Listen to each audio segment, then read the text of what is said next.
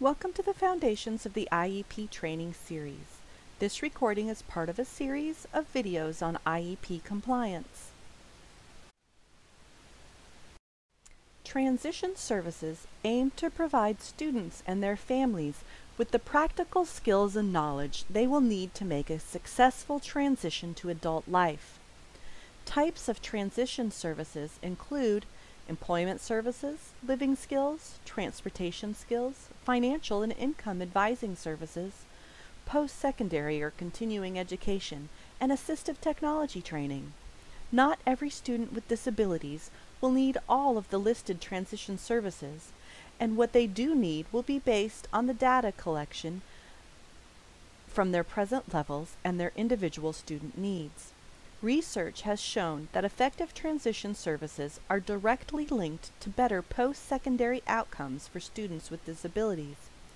Research also tells us that to flourish in the workplace, youth with disabilities must also be provided with the opportunity to develop leadership skills, to engage in self-determination and career exploration, and to participate in paid work-based experiences while in high school. Here you see a screenshot from Enrich.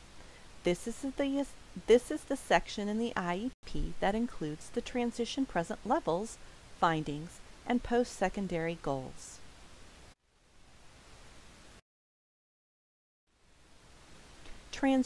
Transition requirements include an age of majority statement. This is to be signed no later than 1 year before the student reaches 18.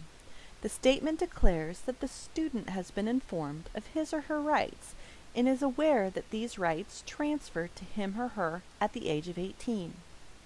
At age 18, the student has the right to approve the development and implementation of the IEP, and they should sign it themselves.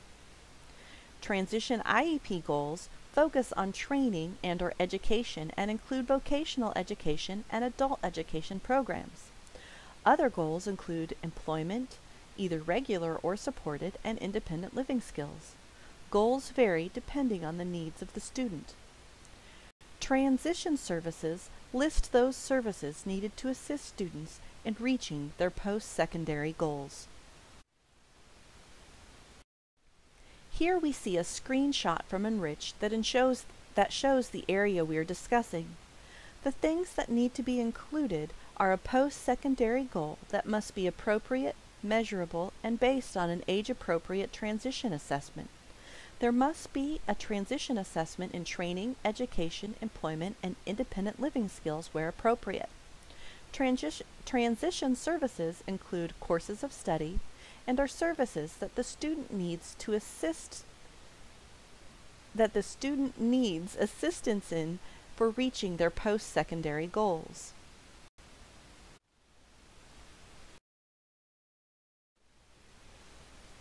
Here you see an example of a post-secondary goal.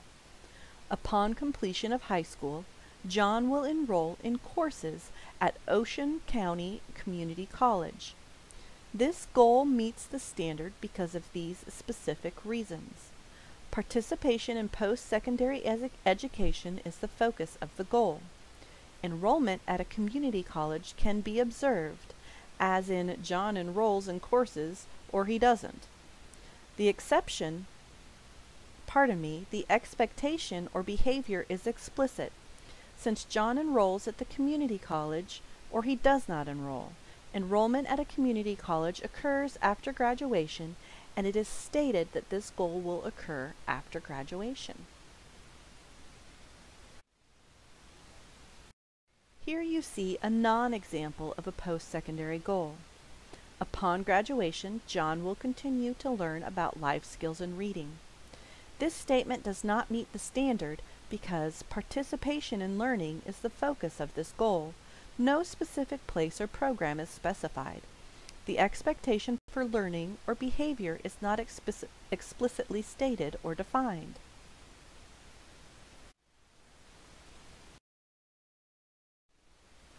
Here you see a screenshot in Enrich that shows the next requirements for transition that we will be discussing.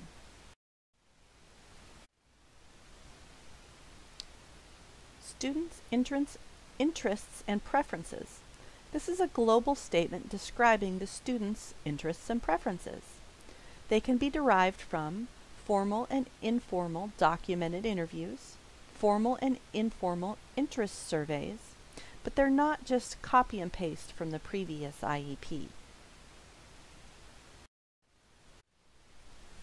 A post-secondary goal is an articulation of what the student would like to achieve after high school, phrased in the form of a measurable goal. It's based on age-appropriate transition assessment and based on the student's strengths, preferences, and interests. The post-secondary goal is written for both education or training and employment, and when appropriate, written for independent living. Education or training must be separate from employment. Post-secondary goals must be measurable based on an outcome and not an activity or process. When writing post-secondary goals, do not use verbs like seeks, pursues, continues, learns, and applies, as these terms are processes and not outcomes. Here you see a helpful formula that can assist in writing a compliant post-secondary goal. So you would start with after high school, after graduation, or upon completion of high school, the student will do whatever behavior and where and how they're going to do it.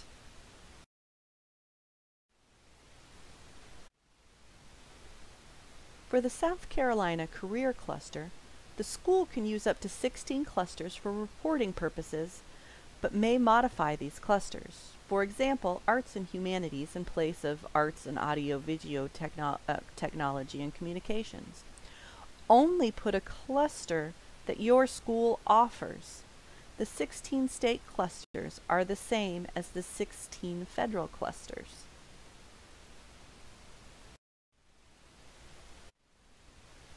For any student who is or who will reach the age of transition, the course of study provides a description that is driven by the student's interests and is linked to the selected South Carolina Career Cluster.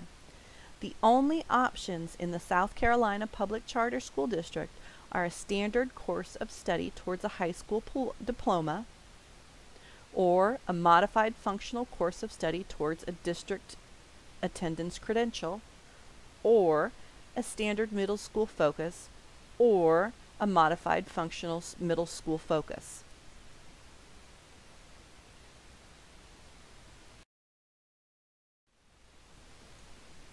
If any transition services is selected, there must be a corresponding goal. It is possible for one goal to support multiple transition services. At a minimum, instruction must be checked. That concludes our training on transition. For more information on IEP compliance in the South Carolina Public Charter School District, please see the Foundation of the IEP training series, which includes other topics such as meeting notices, present levels, findings, annual goals, progress monitoring, services, and prior written notice. This training is not meant to be all-inclusive, but only a beginning to help you write IEPs in the South Carolina Public Charter School District.